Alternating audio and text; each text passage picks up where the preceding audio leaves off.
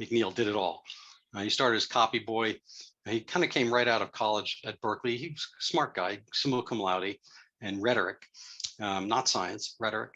And he parlayed that from, well, he got a job. He kind of had humble brags the whole thing.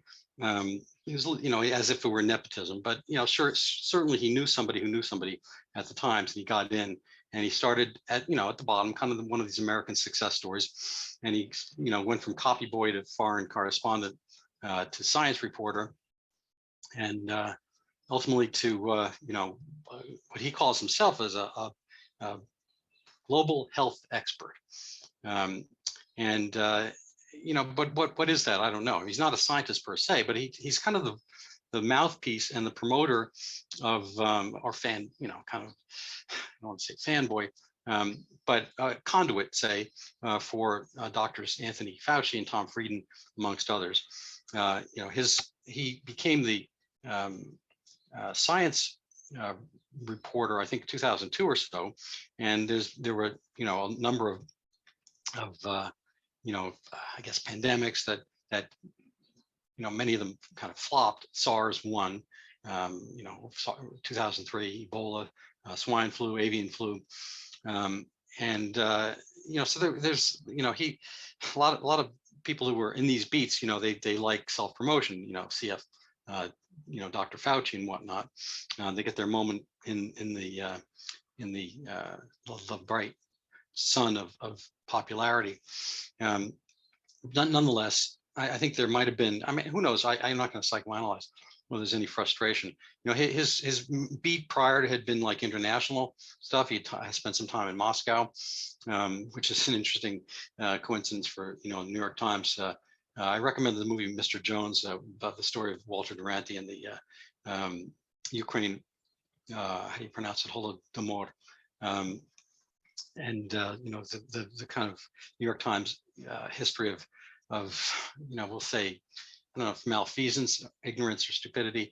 We'll kind of get into that a little bit. Anyway, so this is about Donald McNeil, and I want to make a disclaimer that I had some dealings with him a few years ago in the production of my Zika book. And so we have some emails, and he doesn't look kindly upon me or my theories, etc. So that's a disclaimer, but you can, most of what I'm presenting here is reasonably factual. So he kind of took the mantle up in early 2020. I think this is late February 2020, to take on the coronavirus, go medieval on it. And so quoting from the article, there are two ways to fight epidemics: the medieval and the modern. The modern way is to surrender to the power of the pathogens. It depends, we do that all the time. I mean, you barely can get by in life. I mean, as soon as you're kind of out of the womb, you're going to be dealing with the power of pathogens, and they're not, somehow, I mean, I think all participants here managed to live through a fair number of pathogens, acknowledge that they're unstoppable, and try to soften the blow with 20th century inventions, including new vaccines, antibiotic, hospital ventilators, and thermal cameras searching for people with fevers. The medieval way, inherited from the era of the Black Death, closed the borders, quarantined the ships, pen terrified citizens up in their poisoned cities. And I believe there's no real clear smoking gun for COVID overreaction than this article. And I guess I will psychoanalyze here and there. Mr. McNeil, who's never reprimanded for the exaggerations of the Zika pandemic, I think he somehow mutated his own role as reporter of the news to creator of the narrative. He would not, of course, be unique in New York Times land for that. So unchecked, unelected, unsubstantiated, he had become. This is from American Dad, the decider, when Roger, the kind of amorphous alien, turns out he decides things. And so, I'm going to probably harp on this a little bit, but McNeil decided, and I don't think it was his, own unilateral choice. I think he was in close consultation before writing this article with what he says 8 top public health officials in the United States. But again, humble brags that one of those was Dr. Fauci. This was on a kind of a group call or whatever they had, Zoom kind of meeting in the New York Times offices or thereabouts in February 2020. And so, he, along with others, and again, probably Dr. Fauci, decided on China's closed data set over the openly observable, what I consider a perfect experiment of the contemporaneously quarantined, almost literally quarente, from the Italian derivation of the word. It was not 40 in this case, but 14 days prior of Diamond Princess, and with no fatalities and so forth. Anyway, to go just give a little perspective, to go medieval on a disease, that's not all like sunshine and light. The medieval response to Black Death included vilifying a certain minority segment of the population. This is redolent of the 1349 episode in Cologne, where the Jews were, I guess, in a sense, scapegoated and grilled in the worst way, shut into their own houses and synagogues to be burnt, and the doors were barred. And I think the same thing happened in Mainz and other places. And I'm sorry for the pronunciations. Anyway, to go medieval, there are draconian aspects. I mean, there are some aspects here that not quite similar, but the Jews were seen as the infectious agent, this kind of way of what's the word I'm looking for?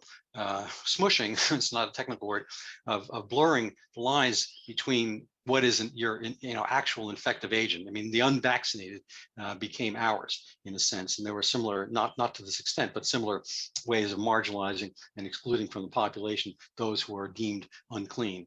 And Jeffrey Tucker, who leads Brownstone, actually has a fabulous article on Epoch Times on the clean and unclean. I recommend it. Where did this power come from?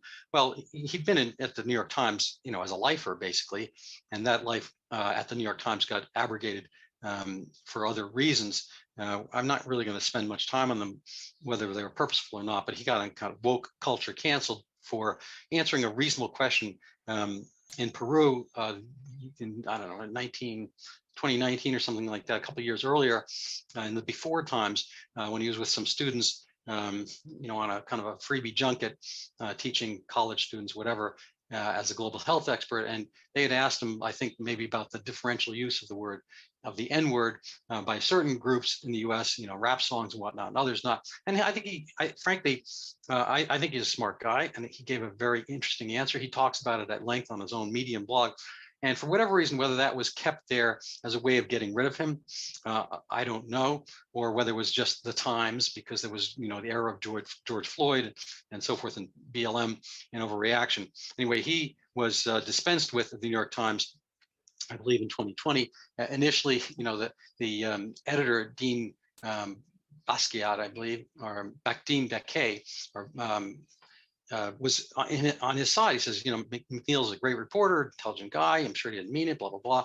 And a little bit like the kerfuffle at JAMA, where the two top editors were, terminated for similar things. There was a show of support, and then boom, it all got pulled out from under him.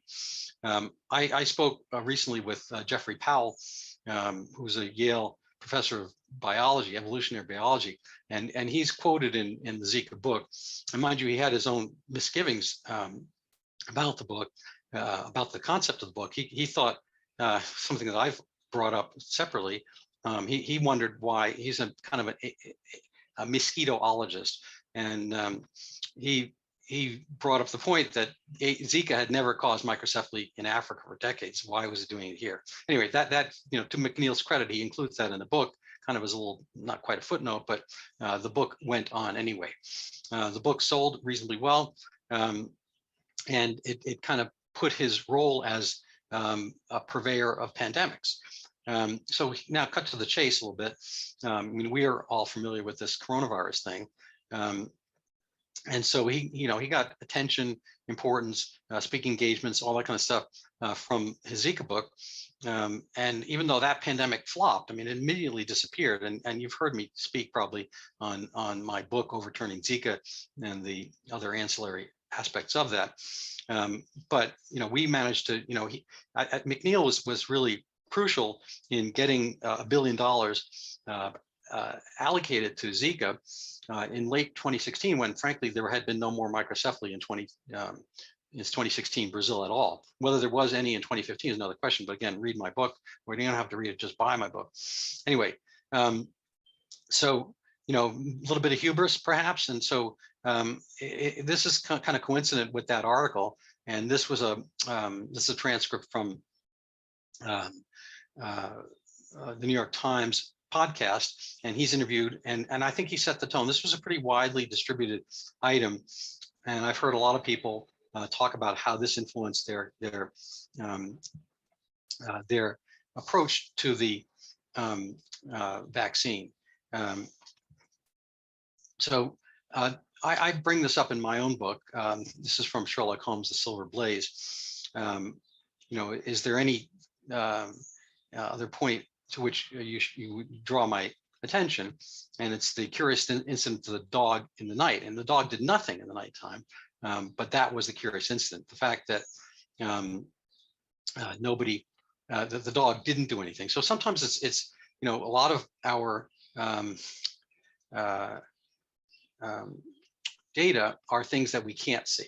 So the presence of an absence is a difficult thing to discern sometimes, but you're going to have to limb this kind of exegesis of his New York Times to see what things he emphasized and what things he omits. And I think this is really the essence of journalism. This is a category, kind of bias aspect, or bias by omission, or misinformation by omission. So in this case, what he points out is the data from the Chinese, and there were no real good data from the Chinese.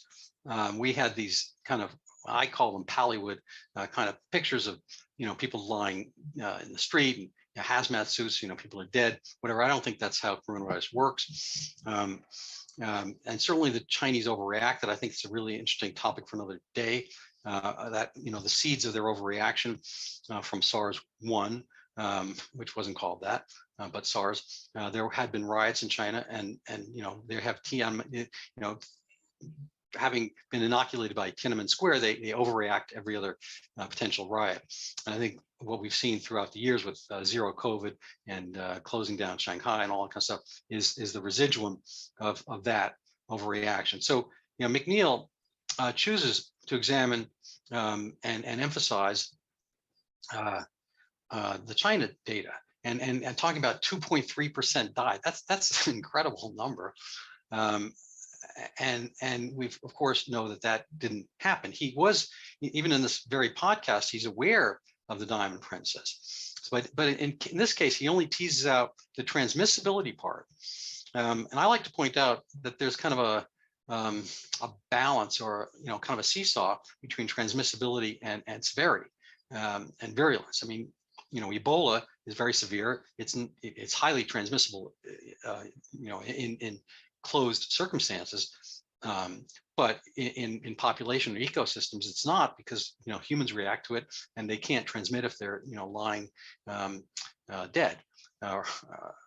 And so just for the kind of put the time frame here, this is contemporaneous with his own article in February 2020, and there were 3,711 people on board, and 2 Japanese passengers had died by this point, and both were in their 80s. One was an 87-year-old man and an 84-year-old woman, and the 87-year-old man had bronchial asthma. He's from Tokyo. Who knows whether he smoked and whatnot. And so 621 people had tested positive for the virus. Probably many others didn't have it, but of course we don't know whether they tested with that virus per se, or other previous extant coronavirus common cold types. But the fact that what's 2% of 3,711? Say 70, 80 people had not died from this. And so the data, you could not come up with a better experiment ever. And to ignore this is really reprehensible and criminal. And so we go kind of onto this China fixation. China, I'd like to say a Trumpian, but China. And so I think there's a little bit of jealousy from the left. I mean, I'm going to get to this very late, laterally as part of this, but Jordan Peterson talks about left-wing kind of authoritarianism or totalitarianism aspects and what drives those. And he drives those, and he has what he calls the dark tetrad, which came from the dark triad. Well, I'll show that a little bit later. But I think there's an aspect of control to this, and there's also an aspect of fear. I think the thing missing from his tetrad, which I think is Machiavellianism, oh gosh, I'll have to come back to it, psychopathy, sadism, and one other. Anyway, I think what's missing is fear. I think people have kind of an irrational fear. In an era when we live far longer than any other, we spend more of our time old, and possible illnesses. I mean, we're able to shield a lot of those off. But I think there's as our science and global health expert reporters age, and I believe Mr. McNeil is around 70 currently. These things tend, I think, to grow in one's own mind, and you can, I don't know, extrapolate to doctors, Fauci and others, but who knows? He talks about his own reaction of fear, and whether we'll get lucky and whatnot. But he was, I think, fear mongering to the crowd. This is from an article in 2016, I believe, excuse me, 2020, and it's by a kind of a emergency room doc and somebody else, psychologist, about the trade-off between virulence and transmissibility. So this is a kind of, I mean, I had been thinking of this on my own, but it's pretty much a known commodity. And again, the presence of an absence, the fact that this is not brought up, I think is interesting. He carries forth, the virus can be stopped, but only with harsh steps. This is the going medieval part. This is just another article from March, a month later. I want to, note that the February article about going medieval was prior to a single New York City case at all. So he was pretty much extrapolating from the China situation. And I don't know if there maybe had been a case in Italy or not by that point. But he quotes Dr. I believe David Hyman here, or Heyman. You need to identify and stop discrete outbreaks and do rigorous contact tracing. They talk about containment, and Americans must be persuaded to stay home, and a system put in place to isolate the infected and care for them outside the home. Travel restrictions, masks, ventilators must be accelerated. But tactics like this is McNeil, but tactics like forced isolation, school closing, and pervasive GPS tracking of patients brought more divided reaction. Oh, that's in China. Anyway, it's not at all clear whether our nation will be able to adapt to these measures, especially those that smack of state compulsion. And he goes on to talk about generals taking the lead and giving daily briefings in wartime, like General Norman Schwarzkopf during the Persian Gulf War. There's kind of this whole war footing. And there's a part, I believe, in this article where he has some envy of the way Mao did things. Maybe I might be reading into that a little bit, but how Mao could just kind of with a stroke of his pen and magisterium compel people to do things. This is an article, I believe, from August 2020. My job, he's kind of, it's not quite a little victory lap, but in a sense it is. Telling people what happens next, how he was able to do that. I spend my time talking to experts, took time to convince others. I came into office the next day raving that this was the big one. And again, he mentions here that he had talked with Dr. Fauci.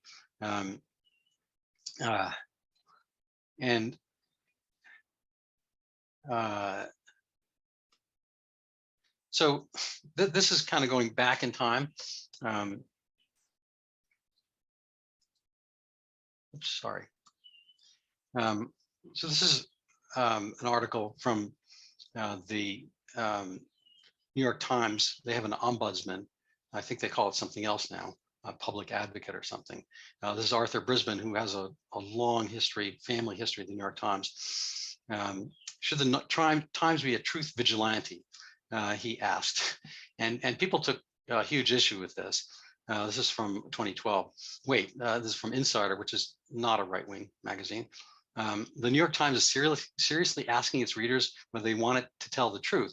And so in my article, I kind of parse out, the hard news and the soft news. The soft news, theater, movies, popular culture, furniture, houses, whatnot, reviews and whatnot. People are not expecting hard factual items in this regard. And the New York Times,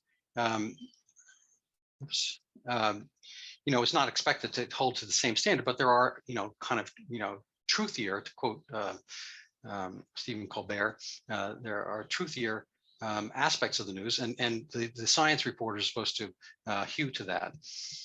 Anyway, so this was kind of a controversy at times, because in the news items, they were putting in their own points of view, and they were doing some of this, storytelling by omission. And I think the major power of the media is the stories they don't cover. So a little bit like that Sherlock Holmesian thing, the dog that didn't bark in the night is really the crucial aspect. And we've seen this, writ large when, Hunter Biden's laptop is not allowed even to be produced. And then there's kind of a counter narrative to its being Russian disinformation and so forth. I don't want to go down that road too much, but this is not really a new topic in the news. So it's this surprise by Henry Blodgett in the Insider, and frankly, Brisbane's putting it up. They're both in a sense ignoring the kind of varied and sordid past of the New York Times itself. This is a book I've read in part. It's a great book. Ashley Rinsberg wrote the Gray Lady Winked, and there are he presents some of these major items. McNeil and COVID doesn't get in this by virtue of the time it's written and whatnot, but there are just an amazing, it's an amazing array of things that the New York Times got wrong. Perhaps the biggest one is that Hitler is no longer to be feared. It's believed he will retire to private life and return to Austria, the country of his birth. This is the time of his imprisonment, I believe. This is probably the 1920s. New York Times has been doing this kind of stuff for a while. Since 1942. There was a huge rally organized and attended by Roosevelt and LaGuardia to rally around the beleaguered Jews of Europe. And the article in the New York Times was long enough, 3,000 words, and they didn't make a single mention of the fact that Jews were being mass slaughtered. This somewhat comes up from the kind of odd situation where the New York Times is owned by Jews, not necessarily now, but Sulzberger family owned it for a long time, forever and a half, and they had this soft spot. They felt that they didn't want to look Jewish, and they didn't want to be seen as favoring. And so even at the New York Times, they made an effort, and they had circulated a memo that anything Jewish would not be mentioned as Jewish, and it would no longer be the common denominator for any stories. So getting back to McNeil, I probably, this is a slide that's a little bit misplaced, so I'm going to skip over this. But so I think that, he kind of was the straw that stirred the drink for Zika. And I don't want to spend a lot of time on Zika because I've done it before. But even at the time, there were signs that Zika was not all that. So from his own words on Google News, I saw a small CNN story out of Brazil. It had Zika in the headline, and I opened it and read with growing horror. Brazil had declared a state of emergency. Hospitals were filled with babies with small heads, microcephaly, more than 2,700 of them during a panic, and Zika was a suspected cause. So his sense of growing horror involved the ominous fear that Zika was soon to arrive in the United States. And he quotes, this is a quote, I looked at the CDC's website. It had very little information, a paragraph stating that Zika virus is in Polynesia and South America, and in some case, it did have one ominous line. These imported cases may result in local spread of the virus in some areas of the United States. And I emphasize that because I think this is the fear factor. So the data actually, did not show that much.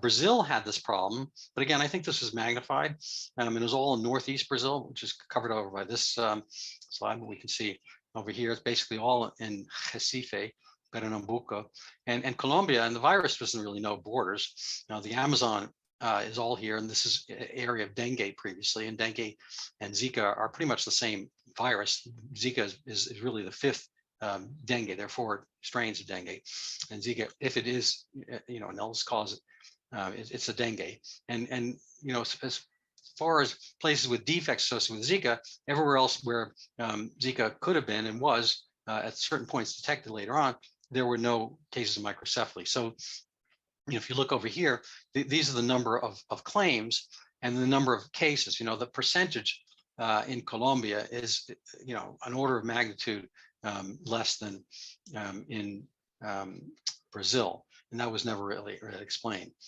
So Mr. McNeil at the time is, we're kind of switching pandemics here a little bit, but he was actually called to task by somebody with whom mostly he agrees and vice versa. This is Laurie Garrett. She has her own book on kind of the marching, it's kind of an intersection of climate change and viruses, and everything's going to be marching north as climate change makes place warmer. We're going to have all these tropical illnesses, dengue, Chagas disease, and whatnot. And so McNeil went out, I think, a little bit on a limb, and he favored a universal pregnancy avoidance plan for countries in the grip of Zika. And we're talking, potentially throughout the entire tropics, and there, about a billion women, women of childbearing age, and potentially, hundreds of millions at any given moment contemplating childbirth. And he, in her words, denounces virtually all sympathy for women facing family planning decisions as patronizing feminism. So, he's got a better idea, and but he goes on to say that they could have used. I think this is an admission against interest that this kind of Zika could be used as a wedge to try to get conservative governments to ignore 50 years of church pressure. So, I can't remember where I read this, one of his Medium posts. He talks about how he never registers to vote because he doesn't want to label himself with a party and be discoverable. So he's supposed to be, agnostic above the fray for any type of, politics. But I think it's very blatant what those politics are from this. And I guess the politics here, this is maybe we're kind of flipping back and forward in time. This is about the COVID-19 thing, but I guess here it is. Whether you can read in any envy here, but it's like, what would Mao do, and how you might go medieval on a virus. So in Mr. McNeil's current situation in diaspora from the New York Times, probably not coming back, he's moved on to monkeypox. This is from, I believe, 2022. And, the irony here is that throughout his tenure of 20 years or so at the New York Times, he really didn't challenge, the narrative that much. Question authority, all that kind of stuff, having actually literally gone to Berkeley and probably been present for, some of the,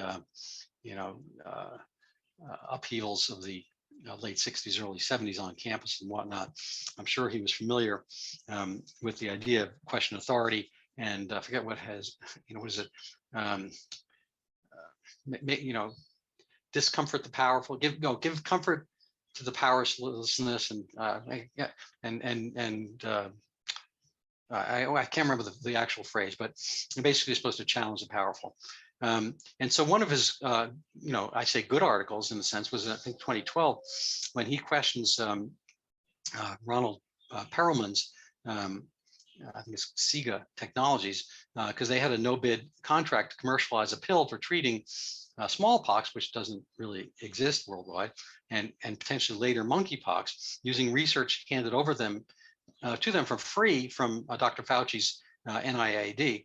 And then we were supposed to conversely pay SIGA, SIGA, $250 per pill to buy it for the government stockpile. So now McNeil, to his credit, has a little bit of expose on that, but he kind of equivocates whether the $463 million order is a boondoggle or bargain, depends on which expert is talking. Fine, but doctors expected the government to pay much less for an antiviral drug since they cost a little to make, and the alternative vaccines cost the government $3 a dose. And so he quotes, to be fair, he quotes one of the more suspicious doctors who said if they're talking $250 a course, they're a bunch of thieves. Now, since then he's kind of gone the monkeypox pathway, and I'm going to bring it up only in regard to his. I don't know if they're actual friends, but their lives coincide quite a bit. Dr. Tom Frieden was the head of the CDC under Obama, and he started out. He got to start in New York City as the health commissioner under Bloomberg. Frieden was convicted of some kind of sexual malfeasance, groping, unwanted touching, and so forth. So kind of a sex crime. He's managed to get on his feet through some luck, as it were, and he's supported by an interesting trifecta of billionaires. I think he's got Gates, Bloomberg, and Zuckerberg. And I can't remember the name. I think it's Saving Lives. It's a cardiology kind of thing, and he's got a $400,000 a year sinecure currently. And so, I don't know if, again, I don't want to psychoanalyze, but it seems weird to be on this, you've got your Medium post and you got your name to go all in on monkeypox when contemporaneously, actually, even the New York Times is pointing out that there have been no deaths at all from monkeypox. If you look at McNeil's own articles, he talks about the potentially 10% mortality in Africa from monkeypox, and obviously this is not a thing. I bring up this article here.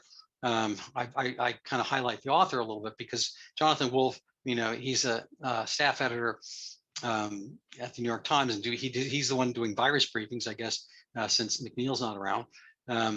But since joining the New York Times in 2014, he has covered breaking news, arts and culture, and wrote a column about cheap things to do in New York. So, they don't have any of us here doing these science stories. This is, how the New York Times rolls in a sense, and thus they get certain stories. I'm going to talk a little bit about Michael Crichton's coining of the term Gelman amnesia in a little bit. But before I do that, McNeil had this tendency to,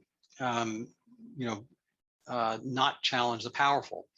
And, he, in his course of his career, he cited, Dr. Fauci 900 times. He's got thousands of articles, so this is not a shock. And he sided with the WHO over Taiwan. This is during SARS-1, 2003. So rather than kind of Taiwan report a certain number of cases, but the WHO said it's much more, basically to tar Taiwan, but the WHO had no ability to enter Taiwan. Well, they had the ability, but they refused to do it because China, PRC China, mainland China, kind of asked them not to. So the WHO, even back then, was cowering and in the under the sway of China, it seems. And Mr. McNeil doesn't really question that interaction or the WHO's ability to cite data about Taiwan when it wouldn't set foot there. And so here's the Crichton quote about Gelman amnesia. And basically, you open the newspaper to an article on some topic, in Murray's case, physics, and you read the article, and you see it has really no understanding. The journalist has no understanding of the facts of the issues, and it's often so wrong. It's backwards. But then you go read the rest of the newspaper on some other topic, and you just believe it because it's the newspaper. But his point is that in each individual silo, the reporter may know as much about that topic as the physics reporter knows about physics, et cetera. And so I think we, as a society, take too much stock into podcasts between Donald McNeil and Michael Barbaro, and articles by guys who are very smart, skilled in rhetoric, but not necessarily knowledgeable about simple concepts such as transmissibility versus virulence, and or how and when to question data coming out of China versus observable ones from the Diamond Princess. And so I apologize for flitting around a little bit, but this is a little bit how he both observed and then drummed up the Zika phenomenon. And I sent a long note to Tom Skinner, who was working for Tom Frieden, and at that point on, from that point on, the Times was driving the story. And we wrote about it frequently, and the stories were often on the front page and prominently displayed. I think this is not quite regulatory capture, but this is part of the cycle that kind of the patronage aspect. You good to me, I'm good to you. He gets the stories, they get their names in print. He pushes the narratives, they get power, they get money, they get funding. This turned into $1 billion. And was it definitely Zika? No, it was not definitely Zika. At times, he's written, this is going back a ways, 2012. He wrote about ivermectin. It's also very safe. I doubt he came out with the same force that he came out for monkeypox treatment with Ronald Perriman's vaccine. I doubt he ever came out with the same force for ivermectin, which was off-label, and nobody's, no billionaires are around, asking him to do so.